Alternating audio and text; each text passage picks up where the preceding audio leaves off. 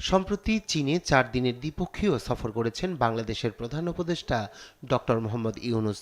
এ সময় ভারতের উত্তর পূর্বাঞ্চলের ৭টি রাজ্য নিয়ে গঠিত সেভেন সিস্টার্স প্রসঙ্গে প্রভাবশালী ভূরাজনৈতিক বার্তা দেন তিনি। চীনের ব্যবসায়ী ও বিনিয়োগকারীদের সঙ্গে আলোচনায় বাংলাদেশের ভূরাজনৈতিক গুরুত্ব তুলে ধরে ডক্টর ইউনূস বলেন, স্থলবিশিষ্ট সেভেন সিস্টার্স অঞ্চলের জন্য সমুদ্র বন্দর না থাকায় বাংলাদেশ তাদের জন্য প্রধান প্রবেশদ্বার হিসেবে কাজ করতে পারে। বিনিয়োগের অপার সম্ভাবনার কথা উল্লেখ করে চীনের উদ্যোক্তাদের বাংলাদেশে বিনিয়োগের আহ্বান জানান তিনি।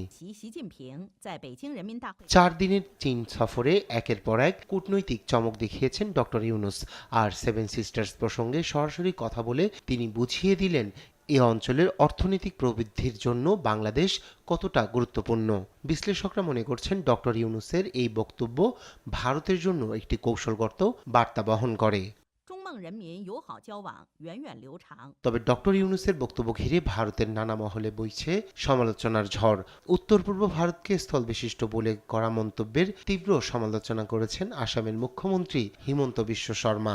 ডক্টর ইউনূসের সাম্প্রতিক মন্তব্যে উদ্বিগ্ন দিল্লিও। কেন ডক্টর ইউনূস উত্তর পূর্ব ভারত প্রসঙ্গে কথা বললেন তা নিয়ে প্রশ্ন তোলেন নরেন্দ্র মোদীর অর্থনীতি উপদেষ্টা পরিষদের সদস্য সঞ্জীব সান্যাল।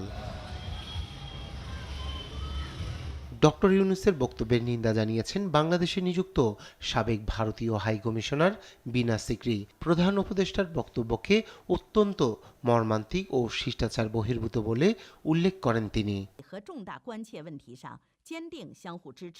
রায়হান কবির শুভ্র, নিউজ ডেস্ক, দেশ টিভি।